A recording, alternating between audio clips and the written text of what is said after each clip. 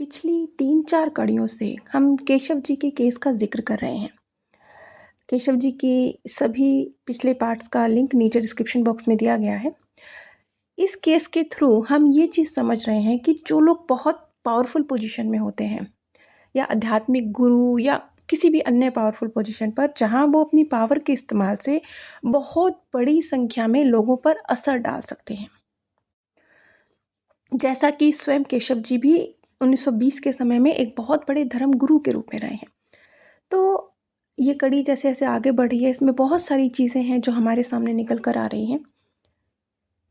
अब हम इस चीज़ को समझेंगे कि वो लोग जो इस धरती पर बहुत कुकर्मी होते हैं, बहुत कुछ गलत करते हैं, उनके साथ सोल वर्ल्ड में क्या होता है। यहाँ पर मैं आपके साथ एक बहुत महत्वपूर्ण चीज़ शेयर करना चाहूँगी कि जो ये बहुत बड़े तादाद में जो लोगों के साथ गलत कर्म करते हैं, जैसे कि कोई धर्म गुरु बन जाए और बहुत बड़ी जनसंख्या को लूटे, बलात्कार करे, उनको चीट करे, या कोई बहुत पावरफुल पोजीशन पर नेता बन जाए, अभिनेता बन जाए और बहुत पावरफुल पोजीशन पर बहुत बड़ी जनसंख्या में लोगों को चीट करे, दर्द पहुँचाए। तो इस तरह के लोगों के साथ क्या होता है, जैसे कि हमने समझा केशव जी भी कुछ इसी तरह का जीवन जीते आए और भुगत ही रहे हैं। ये तो उनका ट्रांसजेंडर का जीवन है, आगे भी उनके कई जीवन ऐसे ही इन्हीं कर्मों को चुकतू करते हुए निकलेंगे। अब यहाँ पर एक चीज़ समझिए, देखिए, हमें बहुत सारी बातें कही गई हैं कि मृत्यु के बाद ये होता है, ये होता है, ये होता है। हाँ, बेशक होता है, लेकिन ये उस तरह से उतना खतरनाक नहीं होता जैसे हमें बताया गया है। और आप थोड़ा सोचिए, क्या आपको ये नहीं लगता कि एक अपराधी, उसको उसके अपराध की सज़ा मिले, बहुत अच्छी बात है, मिलनी चाहिए। लेकिन इससे ज़्यादा महत्वपूर्ण क्या है? क्या उसको सज़ा मिल जाना महत्वपूर्ण है? महत्वपूर्ण तो है, लेकिन उससे भी ज़्यादा महत्वपूर्ण है कि वो अब सुधर जाए।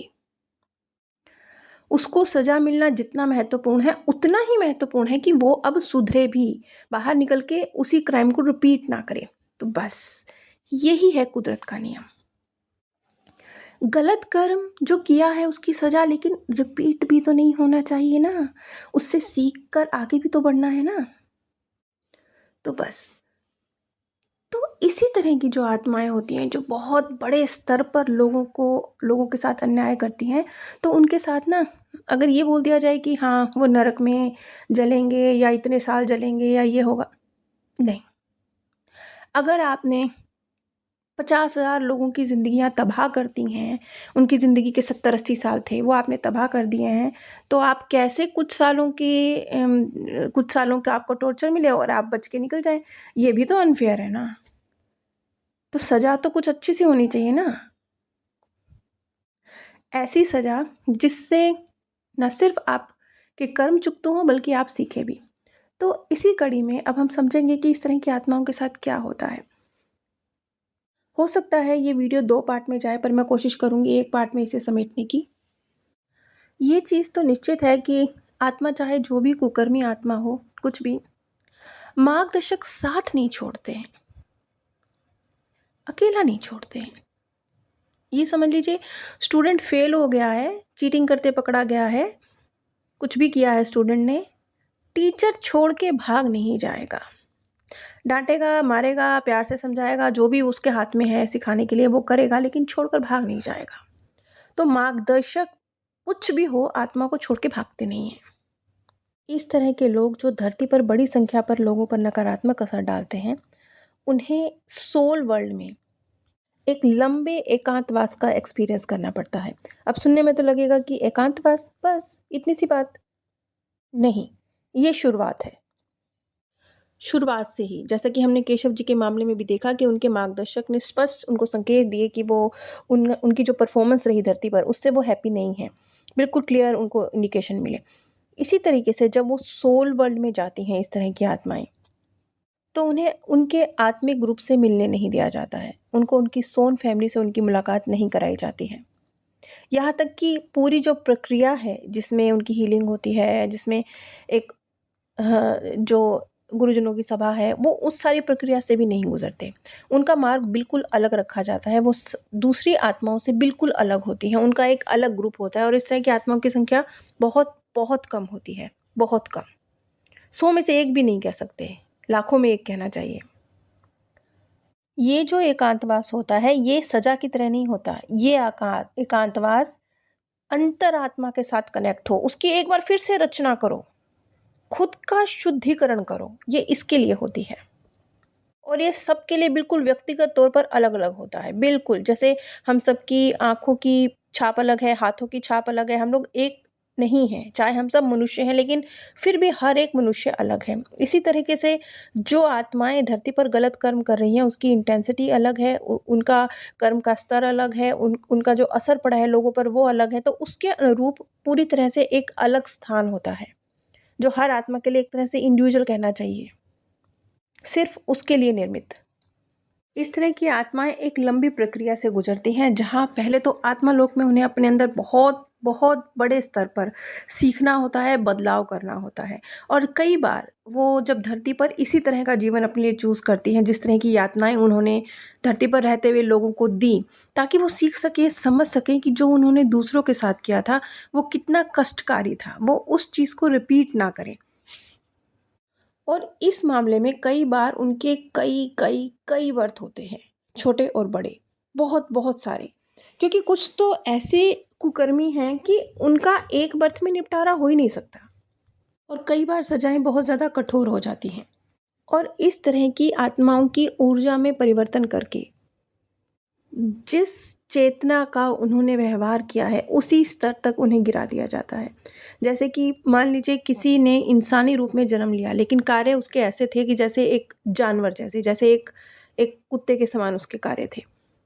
तो उसकी जो ऊर्जा का स्तर है, और यदि उसको पहले पूरे मौके मिलते हैं कि वो अपने अंदर बदलाव करे, लेकिन कई बार ये संभव नहीं होता। कर्म ही इतने ज़्यादा होते हैं और इतने गलत होते हैं कि ये संभव ही नहीं होता। ऐसी स्थिति में मार्गदर्शकों के द्वारा ही ये पूरी एक लंबी प्रक्रिया होती है, जिसमें उसकी ऊर्जा को पूरी तरह से परिवर्तित कर दिया जाता है। फिर उसकी जो चेतना का स्तर है, वो एक जानवर के समान ही होता है, और उसका फिर बर्थ भी या तो जानवर की श्रेणी में होगा, या फिर किसी ऐसे प्लेनेट पर होगा, जिस प्लेनेट पर वो अपने ही कार्यों को ना सिर्फ भुगतेगा, बल्कि बहुत तेज़ी से सीखेगा। जैसे कि एक व्यक्ति का एक एक्सपीरियंस था, जिसने एक बर्थ में बहुत ही गलत कार्य किए थे, तो उसका जो एक बर्थ था, वो एक इस तरह के प्लेनेट पर हुआ, जहाँ पर मुस्कुराहट, हँसी, खुशी, आनंद, इस तरह की फीलिंग्स थी ही नहीं। उसने अपने 2 या 3 लगभग उसके जीवन थे, जो उसने उस प्लेनेट पर गुज़ारे।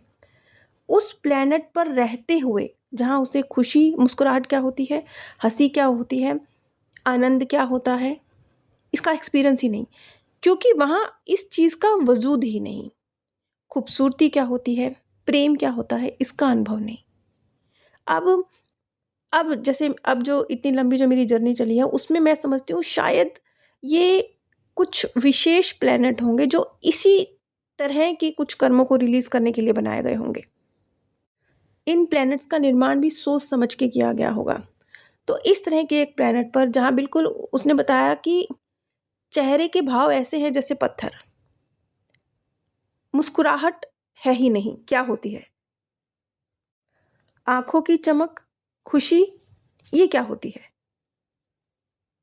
और ये बहुत ही एक कष्टकारी स्थान है, जहाँ पर रहकर ना सिर्फ़ वो अपने कर्मों का भुगतान करते हैं, बल्कि सीखते हैं कि क्या मिसिंग है, क्या चीज़ है, किसकी क्रेविंग हो रही है, कौन-सी चीज़ छूट गई है, उसको हासिल करना सीखते हैं।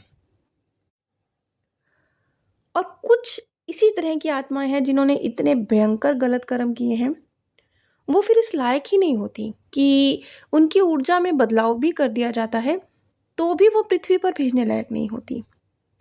और कई बार वो इस लायक ही नहीं होती कि उन्हें किसी भी रूप में दोबारा किसी भी एक मानवीय रूप में बर्थ दिया जाए। तो वो फिर कभी भी लौट कर पृथ्वी पर नहीं आती हैं, क्योंकि अनगिनत प्लैनेट्स हैं, और उनकी ही चेतना के अनुरूप किसी प्लैनेट पर उन्हें हमेशा के लिए भेज दिया जाता है। अब इस तरह की जो आत्माएँ हैं, इसकी बहुत सारी बहुत लंबी कैटेगरी है, क्योंकि जो आत्माएँ गलत करती हैं ना, उनकी भी बहुत लंबी कैटेगरी है। जैसे मैंने कहा हर व्यक्ति इंडिविजुअल है ना, उनकी कैटेगरी भी बहुत बड़ी है। जैसे कुछ तो करती हैं, हालातों से मजबूर हैं, बुरी बन गई हैं। कुछ करती हैं, बस उन्हें बुरा करके मज़ा आ रहा है इसलिए करती हैं। कुछ करती हैं, बुरा करती हैं लेकिन गिल्ट में चली जाती हैं, अरे ये क्या अनर्थ कर दिया, क्या हो गया? पश्चाताप करती हैं, वो है। क्या उन्होंने भी गलत है, उनकी कैटेगरी अलग है। कुछ ऐसी हैं जो गलत करती हैं और फिर आनंद मनाती हैं, वाह! हमने तो बड़ा अच्छा किया। कितना मज़ा आया ना सामने वाले को दुःख देकर, उनकी कैटेगरी अलग है। कुछ हैं जो भावना रहित हैं, उनके अंदर फीलिंग्स ही नहीं है। वो किसी को दर्द पहुँचाती हैं और कभी फ़ील ही नहीं करती कि क्या कर दिया, किसी ने क्या महसूस किया। उनको इस चीज़ से कोई लेना-देना ही नहीं होता। तो ये सब अलग-अलग कैटेगरी की हैं। इन सब के साथ एक जैसा व्यवहार नहीं हो सकता। एक वो है जिसने गलत किया हालातों से मजबूर होकर, एक वो है जिसने गलत किया भावनाओं से, लालच से मजबूर होकर, एक वो है जिसने गलत किया करके पश्चाताप किया, एक वो है जिसने गलत किया करके आनंद मनाया। सबकी कैटेगरी अलग है। एक जैसी परिस्थितियों में इनको सीखने, समझने, जानने का, अपने कर्मों का निपटारा करने का मौका नहीं मिल सकता। और कुछ प्लैनेट तो इतने ज़्यादा खतरनाक हैं जहाँ पर इस तरह की आत्माओं को भेजा जाता है। वो सिर्फ़ भुगतने के लिए वहाँ जाती हैं, सिर्फ़ भुगतती हैं, सीखती हैं, उसके बाद दोबारा से नीचे से जर्नी शुरू होती है। नंबर नंबर 1 से शुरू करना पड़ता है। मान लेते हैं वो धरती पर थे तो 1, 2, 3 चढ़ते-चढ़ते सीढ़ी 5 तक पहुँचे थे, लेकिन 5 पर पहुँच के गलत कर्म कर दिया। अब उनका किसी ऐसे प्लैनेट पर बर्थ हो रहा है जहाँ वो इन इन चीज़ों को भुगत रहे हैं, सीख रहे हैं, लेकिन जब भुगत लेंगे, सीख लेंगे तब क्या होगा? तब वो पृथ्वी या पृथ्वी जैसे ही किसी प्लैनेट पर बर्थ लेंगे, लेकिन कहाँ से लेंगे? ज़ीरो से लेंगे। फिर चढ़ेंगे सीढ़ी 0, 1, 2, 3, 4।